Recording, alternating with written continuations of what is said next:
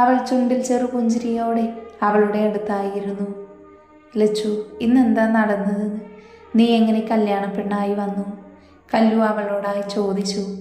അത് കേട്ടതും അവളുടെ മുഖം മങ്ങി. നിനക്ക് സങ്കടമാണെങ്കിൽ പറയണ്ട ലച്ചു. കല്ലു അവളുടെ മുഖം മാറിയത് കണ്ട് പറഞ്ഞു. ഞാൻ പറയാം കല്ലു. അവളുടെ ഓർമ്മകൾ കുറച്ച് മണിക്കൂറുകൾ പുറകിലേക്ക് പോയി. ലച്ചു റൂമിൽ സാരി ഉടുത്ത് റെഡിയായി നിൽക്കുവാണ്. ചേച്ചി, രഞ്ജു വാതിൽ തട്ടി വിളിച്ചു. ലച്ചു വാതിൽ തുറന്ന് പുറത്തു വന്നു. ആ രഞ്ജു, പോകാനായോ? ഇപ്പം അമ്മ വിളിച്ചു വരാൻ പറഞ്ഞു. നമുക്കിറങ്ങാം. ആ എന്നാ വാ, ചേച്ചിയെ വിളിക്കാം. അവർ രണ്ടുപേരും രേഷ്മയുടെ മുറിയിലേക്ക് പോയി. വാതിൽ തുറന്നിരിക്കുന്നത് കണ്ട് അവർ വേഗം അകത്തോട്ട് കയറി. രേഷ്മ ആ സമയം മുറിയിലില്ലായിരുന്നു. ലച്ചു ചേച്ചി ഇവിടെ ഇല്ലല്ലോ. അതെ, കാണുന്നില്ല. നീ അപ്പുറത്തെ റൂമിലൊക്കെ നോക്ക്, ഞാനും നോക്കാം. ലച്ചു രഞ്ജുവിനോട് പറഞ്ഞ് പുറത്തേക്ക് പോയി. രണ്ടുപേരും വീട് മൊത്തം നോക്കിയിട്ടും രേഷ്മയെ കണ്ടില്ല. അതോടെ അവർക്ക് മനസ്സിലായി അവൾ പോയെന്ന്. രഞ്ജു ഫോണെടുത്ത് വിദ്യയെ വിളിച്ചു പറഞ്ഞു. ലച്ചു അവളോട് പറഞ്ഞു നിർത്തി. പിന്നെ സംഭവിച്ചതെല്ലാം നിനക്കറിയാലോ. കല്ലു അവളെ ഒന്ന് നോക്കി മൂളി. നിനക്കെല്ലാവരെയും അറിയാലോ, ഞാനിനി പറഞ്ഞു തരണോ? ഏയ് വേണ്ട കല്ലു. നിന്റെ കൂടെ കാറിൽ വന്നത് ആരൊക്കെയാണെന്ന് അറിയില്ലേ? ഒന്ന് കിരൺ, എൻ്റെ ഏട്ടൻ, പിന്നെ കാർത്തിയേട്ടൻ. അവരെ കണ്ടിട്ടില്ലല്ലോ. നീ പറഞ്ഞുള്ള അറിവല്ലേ ഉള്ളൂ. ആ, ഞാൻ പറഞ്ഞു തരാം. വിളക്ക് തന്നത് നിന്റെ അമ്മായിയമ്മ. ഇനി ബാക്കിയുള്ളവരെ പിന്നെ പറഞ്ഞു തരാം. ലച്ചു അവളെ നോക്കി ഒന്ന് ചിരിച്ചു. കല്ലുവും ലച്ചുവും ഇവർ ഒരുമിച്ചാണ് പഠിക്കുന്നത്. കൂട്ടത്തിൽ 2 പേരും കൂടെ ഉണ്ട്. അതിഥി എന്ന അമ്മു, അച്ഛൻ ജയൻ, അമ്മ സുമയ, ഏട്ടൻ ആദിത്യന് നാദി. ഇവർ MBA സ്റ്റുഡൻ്റാണ്. വിസ്മയ എന്ന മായ, അച്ഛൻ കൃഷ്ണ, അമ്മ സാവിത്രി, ഏട്ടൻ വിഷ്ണു. ആദി, കിരൺ, കാർത്തി, അഗ്നി ഇവർ ഫ്രണ്ട്സാണ്. ആദി വർമ്മ ഗ്രൂപ്പിൽ വർക്ക് ചെയ്യുവാണ്. കാറിലുണ്ടായിരുന്ന കാർത്തിക് എന്ന കാർത്തി, അച്ഛൻ രാമൻ, അമ്മ സീത, ഒറ്റ മകൻ. അവർ ഓരോന്നൊക്കെ സംസാരിച്ച് സമയം പോയത് അറിഞ്ഞില്ല. ഭക്ഷണം കഴിക്കാൻ വിളിക്കാൻ കല്ലുവിൻ്റെ അമ്മ സുജാത വന്നു. കല്ലു, ഭക്ഷണം കഴിക്കാൻ ലച്ചുമോളെ കൂട്ടി വാ. വരുവാ അമ്മേ. വാ ലച്ചു, നമുക്ക് കഴിക്കാം. ഞാൻ വരുന്നില്ല കല്ലു, അവൾ ഭയത്തോടെ പറഞ്ഞു. അതെന്താ, നിനക്ക് വിശപ്പില്ലേ? അതല്ല കല്ലു, എന്നെ ആർക്കും ഇഷ്ടമാകില്ല. അത് നിനക്ക് തോന്നുന്നതാണ്. നീ വന്നേ. കല്ലു ലച്ചുവിൻ്റെ കൈ പിടിച്ചുകൊണ്ട് പറഞ്ഞു. പിന്നെ ഒന്നും പറയാതെ അവളുടെ പുറകെ താഴേക്ക് നടന്നു. താഴെ ആരൊക്കെയോ ഇരിക്കുന്നത് കണ്ട് ലച്ചുവിന് മനസ്സിലായില്ല. അവൾ കല്ലുവിനെ പറ്റിച്ചേർന്ന് നടന്നു. കല്ലു ലച്ചുവിനെയും കൊണ്ട് കഴിക്കാനിരിക്കൂ. സുജാത പറഞ്ഞത് കേട്ട് അങ്ങോട്ട് വന്നു. കല്ലു ലച്ചുവിൻ്റെ കൈ പിടിച്ച് ഡൈനിങ് ഹാളിലേക്ക് നടന്നു. ആരും ഉണ്ടായിരുന്നില്ല അവിടെ. കല്ലു ഇരുന്നു. ലച്ചുവിനെ അവിടെ പിടിച്ചിരുത്തി. സുജാതയും ദേവിയും അങ്ങോട്ട് വന്നു. എല്ലാവരും കഴിച്ചു അമ്മേ? ആ, എല്ലാവരും കഴിച്ചു. ഇനി നമ്മൾ മാത്രമേ ഉള്ളൂ. കല്ലുവിൻ്റെ ചോദ്യത്തിന് മറുപടി കൊടുത്ത് അവരും ഇരുന്നു. കല്ലു കഴിച്ചു കഴിഞ്ഞ് ലച്ചുവിനെയും കൊണ്ട് റൂമിലേക്ക് വരണം. ആ, വരാൻ വല്യമ്മേ. ലച്ചു അവരെ നോക്കി ഭക്ഷണം കഴിച്ചു. കല്ലു ലച്ചുവിൻ്റെ കയ്യിൽ പിടിച്ച് താഴെയുള്ള മുറിയിലേക്ക് കയറി. ലച്ചു അവിടെ മൊത്തം നോക്കുവാണ്. അവിടെ കിടന്ന സോഫയിൽ അവർ ഇരുന്നു. ദേവിയും സുജാതയും അകത്തേക്ക് വന്നു. ലച്ചു അവരെ പതുക്കെ നോക്കി ചിരിച്ചു. അവർ ചിരിയോടെ അവിടെ ഇരുന്നു. ലച്ചു, ഞങ്ങൾ ആരാണെന്നൊക്കെ മനസ്സിലായോ? എനിക്കറിയാം, കണ്ടിട്ടില്ല എന്നേ ഉള്ളൂ. അതെങ്ങനെ അറിയാം? ഞാൻ കല്ലുവിൻ്റെ കൂടെയാണ് പഠിക്കുന്നത്. അങ്ങനെ അവൾ പറഞ്ഞ എല്ലാവരെയും അറിയാം. ആണോ? അപ്പോൾ ഇനി പരിചയപ്പെടുത്തൽ വേണ്ട അല്ലേ? വേണ്ട ആൻറ്റി. ആൻറ്റിയല്ല, അമ്മയാണ് കേട്ടോ. ലച്ചു കണ്ണു നിറച്ച് അവരെ ഒന്ന് നോക്കി. അയ്യോ, എന്തിനാ മോളെ കരയുന്നേ? അത് സന്തോഷം കൊണ്ടാണ്. എൻ്റെ ചെറുതിലെ അമ്മ മരിച്ചതാ. അപ്പം അമ്മ എന്ന് വിളിക്കാൻ പറഞ്ഞപ്പോൾ സന്തോഷമായി, അതാണ്. അതിന് കരയാണോ ചെയ്യുക? എനിക്ക് മകളാണ്, മരുമകളല്ല കേട്ടോ.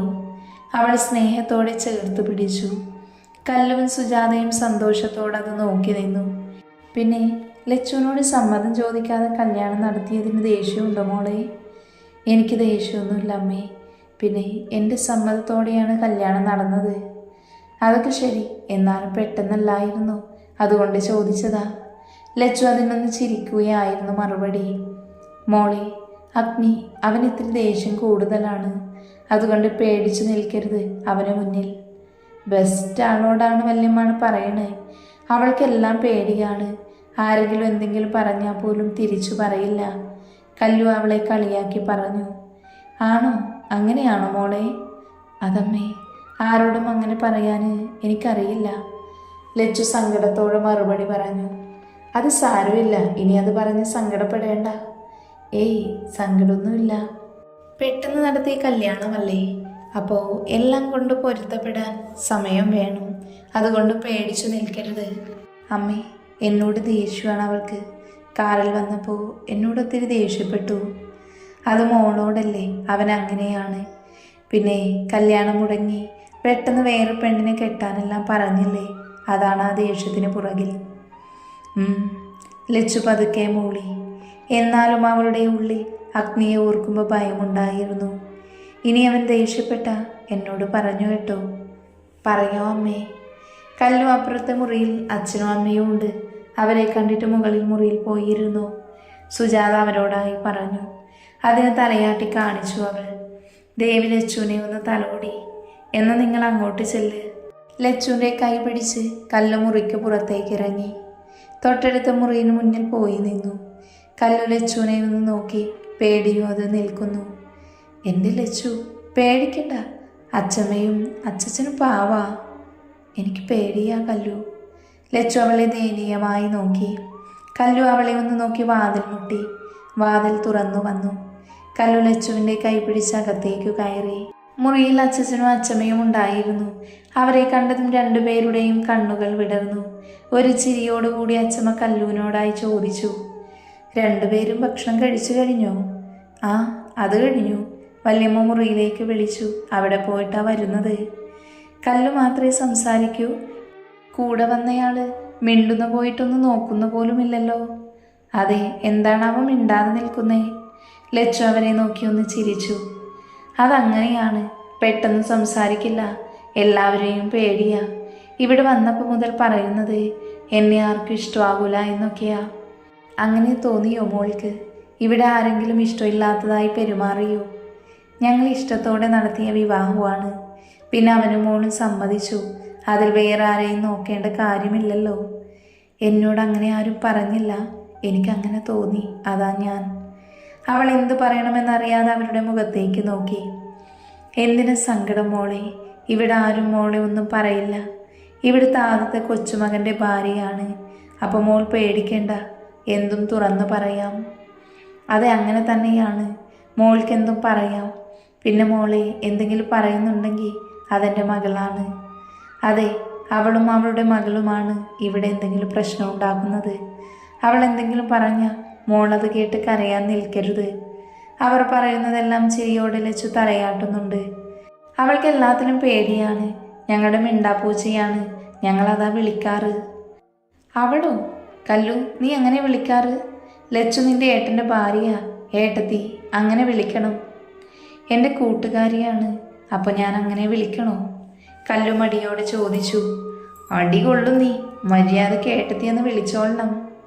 ഓ, ഇനി വിളിച്ചോളാം, അവൾ ചുണ്ടുകൂട്ടി പറഞ്ഞു. അവർ അവളെ നോക്കി അത് കണ്ട് ചിരിച്ചു. എന്നും പിന്നെ മക്കൾ ചെല്ല്, ഇനി റിസപ്ഷൻ ഉള്ളതല്ലേ, അതുവരെ റെസ്റ്റ് എടുത്തോ. എന്ന വായേട്ടത്തി, മുറിയിലേക്ക് പോകാം. കല്ലു ലച്ചുവിനെ വിളിച്ച് പുറത്തേക്ക് നടന്നു. ലച്ചു ഒരു ചിരിയോടെ അവരെ നോക്കി തലയാട്ടി. അവൾക്ക് പുറകെ നടന്നു. അവർ പോകുന്നത് നോക്കി ഇരുവരും പരസ്പരം നോക്കി ചിരിയോടെ നിന്നു. കല്ലു ലച്ചുവിനെയും കൊണ്ട് മുകളിലേക്ക് കയറാൻ തുടങ്ങുമ്പോഴാണ് മുകളിൽ നിന്ന് അഗ്നി താഴേക്ക് വരുന്നത്. അവനെ കണ്ടതും ലച്ചു കല്ലുവിൻ്റെ പുറകിലേക്ക് മാറി തല കുനിച്ച് നിന്നു. അഗ്നി അവരെ കണ്ട് ഗൗരവത്തോടെ കല്ലുവിനോടായി ചോദിച്ചു. കഴിച്ചു ഏട്ടാ, എങ്ങോട്ടാ പോകുന്നേ? ഞങ്ങളൊന്ന് പുറത്തേക്ക് പോകുക. അഗ്നിയോട് ചോദിച്ചതിന് മറുപടി കൊടുത്തത് പുറകിൽ വന്ന കിരണാണ്. കല്ലു തലയാട്ടി കാണിച്ചു. അത് കണ്ടതും അവരെ ഒന്ന് നോക്കി അഗ്നി പുറത്തേക്ക് നടന്നു. പിറകെ അവരെ നോക്കി ചിരിച്ച് കിരണും പോയി. അതൊന്ന് നോക്കി കല്ലു ലച്ചുവിൻ്റെ കൈ പിടിച്ച് മുകളിലേക്ക് കയറി. അഗ്നി കാറിൽ കയറി പുറകെ കിച്ചുവും. യാത്ര തുടങ്ങിയ സമയം കുറച്ചായിട്ടും അഗ്നി എന്തോ ചിന്തയിലാണ്. കിച്ചു അവനെ നോക്കി മുന്നോട്ട് നോക്കി വണ്ടി ഓടിച്ചു. ഡാ, നീ എന്താ മിണ്ടാത്തേ? ഞാൻ ഇന്നത്തെ കാര്യങ്ങൾ ആലോചിച്ചിരുന്നതാ. ഇന്ന് നടന്നതിന് പിറകിൽ എന്തൊക്കെയോ ഉള്ള പോലെ. ഉണ്ട്. അവർ ജയേഷ്മ അവസാന നിമിഷം എവിടെ പോയി എന്നറിയണം. എന്നിട്ട് ബാക്കി ഞാൻ അന്വേഷിക്കാൻ പറഞ്ഞിട്ടുണ്ട്. അഗ്നി അതിനൊന്ന് മൂളി. ഡാ പിന്നെ ആ കൊച്ചു പാവാണ്. നിന്റെ ദേഷ്യമൊന്നും അതിനോട് കാണിക്കരുത്. എനിക്ക് ദേഷ്യം വന്ന അത് കാണിക്കും. പിന്നെ പാവാണോ എന്നൊക്കെ കണ്ടറിയാം. അതിപ്പോൾ പാവായാലും നീ അല്ല എന്നല്ലേ പറയൂ. നിനക്കെന്താ ഇത്ര അവളോട് സ്നേഹം?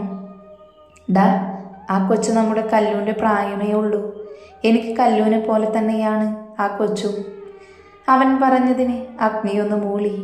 കണ്ണുകൾ അടച്ച് ചാരിക്കിടന്നു. കിച്ചു പിന്നെ ഒന്നും മിണ്ടാതെ വണ്ടി ഓടിച്ചു. കുറച്ച് സമയത്തിനു ശേഷം കാർ അവരുടെ ഗസ്റ്റ് ഹൗസിലെത്തി. അവൻ കാറിൽ നിന്ന് പുറത്തേക്ക് ഇറങ്ങി. അവന് പുറകെ കിച്ചുവും കാറ് പാർക്ക് ചെയ്തിറങ്ങി. അവരെ കാത്ത് അഗ്നിയുടെ ബോഡി ഗാർഡ് അവിടെ ഉണ്ടായിരുന്നു. ബോഡി ഗാർഡിൻ്റെ ഹെഡാണ് സ്റ്റീഫൻ. സ്റ്റീഫൻ അഗ്നിയെ ഒന്ന് നോക്കി അവരുടെ പുറകെ അകത്തേക്ക് നടന്നു. ഹാളിൽ സോഫയിലായി അഗ്നിയും കിച്ചുവും ഇരുന്നു. അവരെ നോക്കി സ്റ്റീഫൻ അവിടെ നിന്നു. അപ്പം പറഞ്ഞു സ്റ്റീഫൻ, എന്തൊക്കെയാണ് കിട്ടിയ വിവരങ്ങൾ? നോക്കി നിൽക്കാതെ പറഞ്ഞു അച്ചായ. രേഷ്മ ബാംഗ്ലൂർ പഠിക്കുമ്പോൾ ഒരു പയ്യനുമായി റിലേഷനായിരുന്നു. അവൻ്റെ പണം കണ്ടിട്ടാണ് അത് തുടങ്ങിയത്. അവനാണെങ്കിൽ ആവശ്യം ശരീരമായിരുന്നു. പഠനം കഴിഞ്ഞ് അവൾ വരുമ്പോൾ അതൊക്കെ അവനുമായുള്ള റിലേഷൻ നിർത്തിയിട്ടാണ് വന്നത്. ഇടയ്ക്ക് അവൻ വിളിച്ചപ്പോൾ പിന്നെയും തുടങ്ങി വെച്ചു. അതിനിടയിലാണ് അഗ്നിയുമായുള്ള വിവാഹം ഉറപ്പിക്കുന്നത്. അവൾ നോക്കിയപ്പോൾ പണമുണ്ട്. അതുകൊണ്ട് അവൻ അറിയാതെ ഇതിനു സമ്മതം പറഞ്ഞു. അതിനിടയിൽ അവനായിട്ടുള്ള കോണ്ടാക്റ്റ് എല്ലാം വിട്ടു. അവൾ പ്രതീക്ഷിക്കാതെ അവൻ പെട്ടെന്ന് വന്നപ്പോൾ ഒന്ന് പേടിച്ചു. പക്ഷെ അവൾ കാര്യമാക്കി എടുത്തില്ല. എന്നാൽ അവനും അവളുമായിട്ടുള്ള വീഡിയോ അഗ്നിയെ കാണിക്കുമെന്ന് ഭീഷണിപ്പെടുത്തി അവൻ്റെ കൂടെ വരാൻ പറഞ്ഞു. അവൻ അവളെയും കൊണ്ട് പോയി. കൊള്ളാം. അതിന് ഈ ദിവസം തന്നെ തിരഞ്ഞെടുക്കാനുള്ള കാരണം അവൻ ആ മൽഹോത്ര ഗ്രൂപ്പിൻ്റെ ഓണറാണ്. ആ രോഹിതോ? അതെ, അവൻ തന്നെ. അവൻ്റെ പ്ലാനായിരുന്നു. ഇത് മുടങ്ങിയാൽ പിന്നെ നാണം കെടുമല്ലോ. അഗ്നിയുടെ മുഖം വലിഞ്ഞു മുറുകി. ഇപ്പോൾ അവർ എവിടെയുണ്ട്? ബാംഗ്ലൂരിൽ പോയി. സമയമുണ്ടല്ലോ, ഇതിനുള്ളത് കൊടുക്കുന്നുണ്ട് ഞാൻ. അതെ അഗ്നി, ഇപ്പം അതിന് പുറകെ പോകാൻ നിൽക്കണ്ട. ഓക്കെ. പിന്നെ ശ്രീലക്ഷ്മിയെക്കുറിച്ച് അന്വേഷിച്ചോ? ശ്രീലക്ഷ്മി വിശ്വനാഥൻ, രേഷ്മയുടെ വല്യച്ഛൻ്റെ മകൻ. വിശ്വനാഥനും ഭാര്യയും മകനും ലക്ഷ്മിയുടെ ചെറുപ്പത്തിൽ ഒരു യാത്ര പോയതാണ്. തിരിച്ചെത്തിയത് അവരുടെ ജീവനില്ലാത്ത ശരീരമായിരുന്നു. പിന്നെ അവളെ നോക്കിയത് അച്ഛനും അച്ചമ്മയുമാണ്. അവളുടെ അമ്മ അനാഥയാണ്. പിന്നെ വിശ്വനാഥൻ്റെ അച്ഛനും അമ്മയും മരണശേഷം ലക്ഷ്മി ആ വീട്ടിൽ ജോലിക്കാരിയായിരുന്നു. പഠനം മാത്രം അവർ മുടക്കിയില്ല. വിശ്വനാഥൻ്റെ കമ്പനിയാണ് JS ഗ്രൂപ്പ്. അയാളുടെ മരണശേഷം നോക്കി നടത്തുന്നത് ശിവരാമനാണ്. കല്യാണിയുടെ കൂടെയാണ് ലക്ഷ്മി പഠിക്കുന്നത്. ഓക്കെ. അപ്പോൾ ഈ JS ഗ്രൂപ്പ് ആരുടെ പേരിലാ? ലക്ഷ്മിയുടെ പേരിൽ. അതുകൊണ്ടാണ് അവർ പഠിക്കാൻ പോലും വിടുന്നത്. ഓക്കെ. എന്നാൽ നമുക്ക് ഇറങ്ങിയാലോ അഗ്നി? പോകാം. അച്ചായൻ അങ്ങോട്ട് എത്തിയേക്ക്, ഞങ്ങൾ ഇറങ്ങുക. ഓക്കെ. അവരവിടെ നിന്നിറങ്ങി വീട്ടിലേക്ക് യാത്ര തിരിച്ചു. തിരിച്ചുള്ള യാത്രയിൽ അവരൊന്നും സംസാരിച്ചില്ല. വീട്ടിലെല്ലാവരും റിസപ്ഷന് പോകാനുള്ള തിരക്കിലാണ്. അപ്പോഴേക്കും അഗ്നിയും കിച്ചുവും വന്നു. അവരെ കണ്ടതും മാധവ് ചോദിച്ചു, നിങ്ങളിതെവിടെ പോയതാ? ഒരത്യാവശ്യം ഉണ്ടായിരുന്നു, അതിന് പോയതാ. സമയമായില്ലല്ലോ, ഞങ്ങളിപ്പോൾ റെഡിയായി വരാം. അവർ രണ്ടുപേരും മുറികളിലേക്കായി പോയി. കല്ലുവിൻ്റെ മുറിയിൽ വെച്ച് റെഡിയാകുവാണ്. ബ്യൂട്ടീഷ്യൻ സിമ്പിളായിട്ടുള്ള ബ്ലൂ സാരിയാണ് അവളുടെ ഡ്രസ്സ്. മുടി അഴിച്ചിട്ട് ലൈറ്റ് മേക്കപ്പ്. ലച്ചുവിൻ്റെ കഴിഞ്ഞ് കല്ലുവിനെയും റെഡിയാക്കി. വൈറ്റ് സാരിയാണ് ഡ്രസ്സ്. മുടി അഴിച്ചിട്ടിരിക്കുന്നു. അവരുടെ ഒരുക്കമെല്ലാം കഴിഞ്ഞ് മുറിയിൽ വെയിറ്റ് ചെയ്യുവാണ്. ഹാളിൽ എല്ലാവരും വന്നു. അഗ്നി, കിച്ചു, ലച്ചു, കല്ലു ഇവരൊന്നും വന്നില്ല. അവരെ വെയിറ്റ് ചെയ്ത് നിൽക്കുവാണ് എല്ലാവരും. കല്ലുവിൻ്റെ മുറി തുറന്ന് കല്ലുവും ലച്ചുവും പുറത്തു വന്നു. അതേസമയം തന്നെയാണ് അഗ്നിയും കിച്ചുവും പുറത്തു വന്നത്. അവർ പരസ്പരം ഒന്ന് നോക്കി. ലച്ചു അഗ്നിയെ കണ്ടതും പേടിയോടെ തല താഴ്ത്തി. അവനത് കണ്ടിട്ടും കാണാത്ത പോലെ താഴേക്ക് നടന്നു. അവൻ്റെ പുറകിലായി അവരും നടന്നു. വർമ്മ ഗ്രൂപ്പിൻ്റെ ഹാളിലാണ് റിസപ്ഷൻ. അവർ അങ്ങോട്ട് പോകാനിറങ്ങി. കിച്ചു, അഗ്നി, ലച്ചു, കല്ലു ഒരു കാറിലാണ് പോയത്. അഗ്നിയും ലച്ചുവും ഒരുമിച്ചാണ് കയറിയത്. കിച്ചു അവിടെയെല്ലാം സെറ്റല്ലേ? ആ അതെ, എല്ലാം ഓക്കെയാണ്, നമ്മൾ ചെന്നാൽ മതി. അതിനവനൊന്ന് മൂളി. അഗ്നി ലച്ചുവിനെ ഒന്ന് നോക്കി. അവൾ പുറത്തേക്ക് നോക്കിയിരിക്കുവാണ്. ലക്ഷ്മി, ലക്ഷ്മി. അഗ്നി ലക്ഷ്മിയെ വിളിച്ചതും തൊട്ടടുത്ത് നിന്ന് അവൻ്റെ ശബ്ദം കേട്ടതും ലച്ചു ഞെട്ടിത്തരിച്ച് തിരിഞ്ഞു നോക്കി.